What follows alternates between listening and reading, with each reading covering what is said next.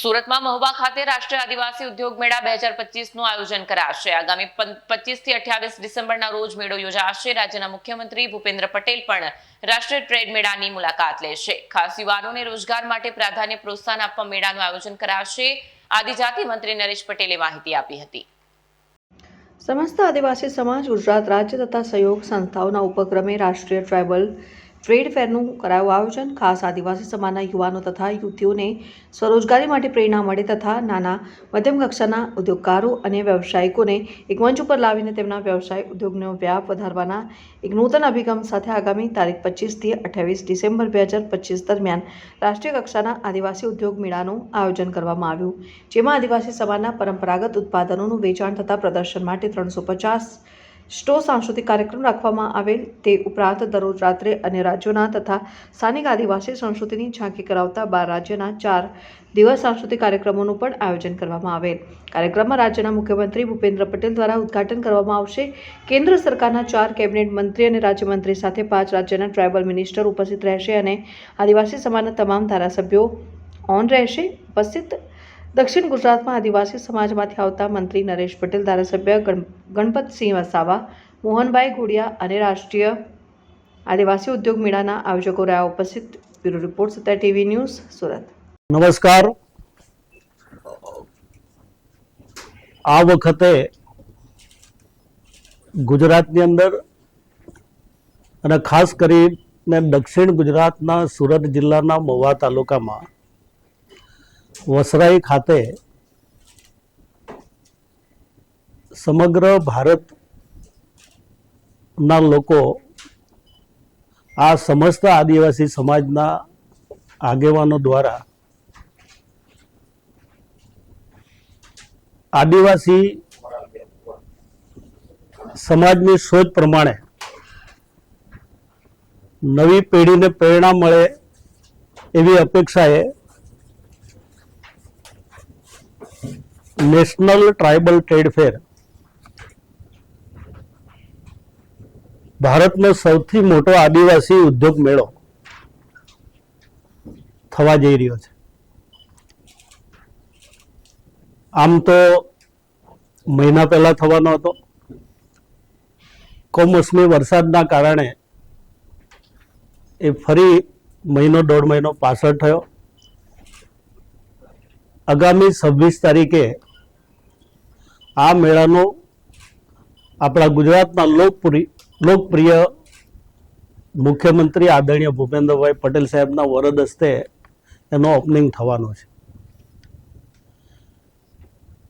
એમાં અમારા જેવા મંત્રીઓ પણ સાથે હશે, સમાજના શ્રેષ્ઠીઓ પણ ઉપસ્થિત હશે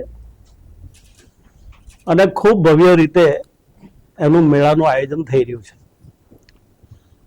મને કહેતા આનંદ થાય છે 350 જેટલા સ્ટોલ લાગવાના છે અને 350માં 40 જેટલા બીજા રાજ્યમાંથી આવે છે।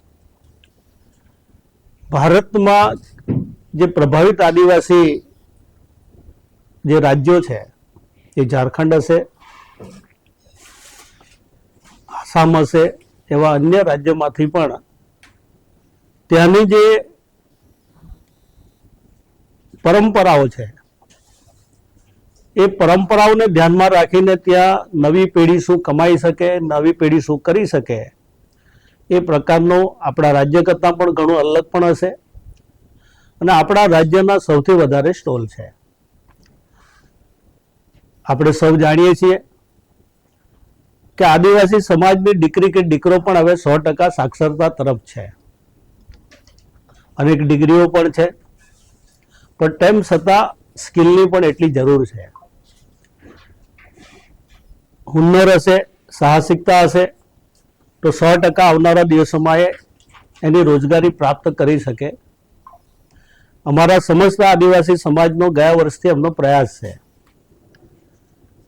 એમાં સરકાર પણ સહયોગી બને છે। આ વખતે ખૂબ મોટા પ્રમાણમાં એ લોકોએ મોટું આયોજન કર્યું છે। હું સમસ્ત આદિવાસી સમાજને પણ અભિનંદન આપું છું। માનનીય મુખ્યમંત્રીશ્રીની વાત કરતાની સાથે જ એમણે પણ હા પાડી।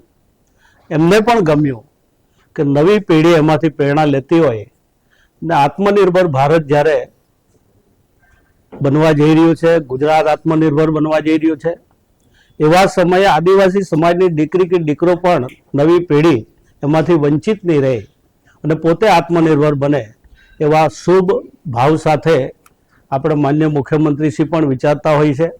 એટલા માટે જ એમણે આ ઉદ્ઘાટનનો પ્રસંગ પણ એમણે હા પાડી દીધી અને એમની ઉપસ્થિતિ માટે એમણે અમારા આગેવાનોને જરા પણ બીજી ચર્ચા કરવા વગર એમણે બિલકુલ હા પાડી. 26 તારીખે 11 કલાકે માન્ય મુખ્યમંત્રી શ્રી આવશે, એનું ઉદ્ઘાટન થશે.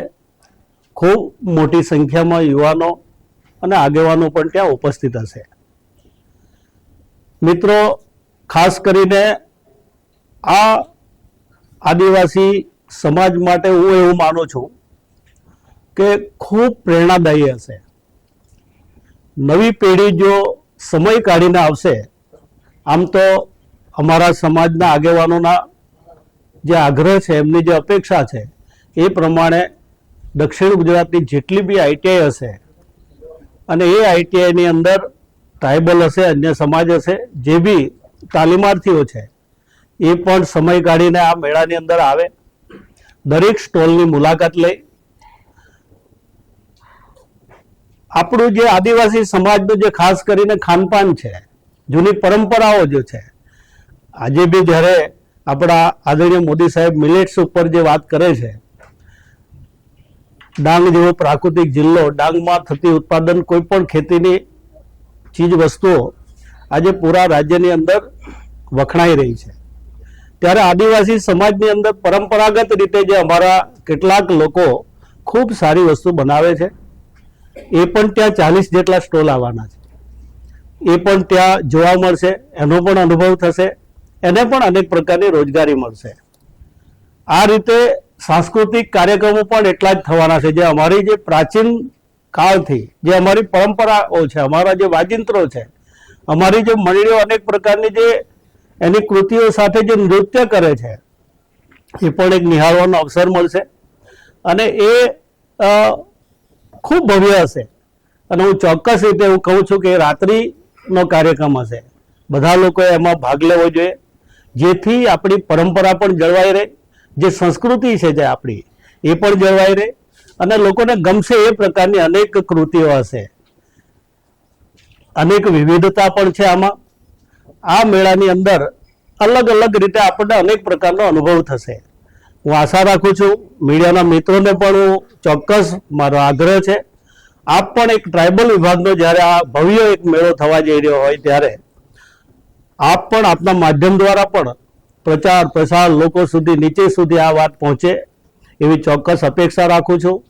અને 26 તારીખે માન્ય મુખ્યમંત્રી શ્રી જે આવી રહ્યા છે, એમાં ખૂબ મોટી સંખ્યામાં લોકો ઉપસ્થિત પણ રહેવાના છે. સાથે સાથે સુગરનો પણ એક પ્લાન્ટનું ઉદ્ઘાટન છે અને મોહનભાઈ સાહેબના પ્રયત્નો થકી અનેક વિકાસના કામો પણ છે, જે રોડ હશે, બીજા હશે, એનું પણ અમે વિચારી રહ્યા છે. એનું પણ કદાચ ભૂમિપૂજન, લોકાર્પણ હશે. એ પ્રકારનો માન્ય મુખ્યમંત્રીશ્રીના વરદ હસ્તે જેટલું બને એટલા સારા કાર્યક્રમો કેવી રીતે લઈ શકાય એ રીતે અમે વિચાર્યું છે.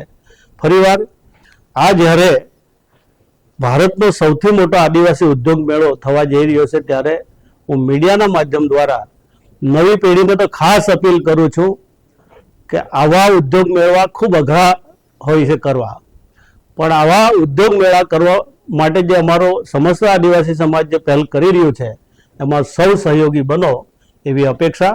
ધન્યવાદ.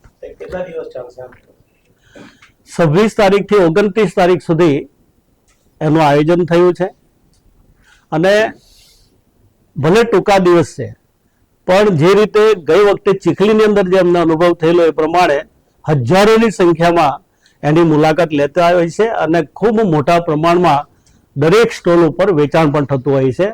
એટલે જેટલું વેચાણ થશે એટલું જ મોટી રોજગારી પણ મળવાની છે, કારણ કે દરેક સ્ટોલ ઉપર જે પણ ચીજ વસ્તુઓ હશે એ આપણા જ ભાઈઓએ, આપણી જ દીકરીઓએ, એમની જ બનાવટ હશે અને ખરીદનાર પણ આપણા જ હશે. એટલે વોકલ ફોર લોકલ જે આપણા આદરણીય નરેન્દ્રભાઈ જે બોલી રહ્યા છે એ ચોક્કસ હું એવું માનું છું કે નવી પેઢી પણ આત્મનિર્ભરમાં જોડાઈ રહી છે.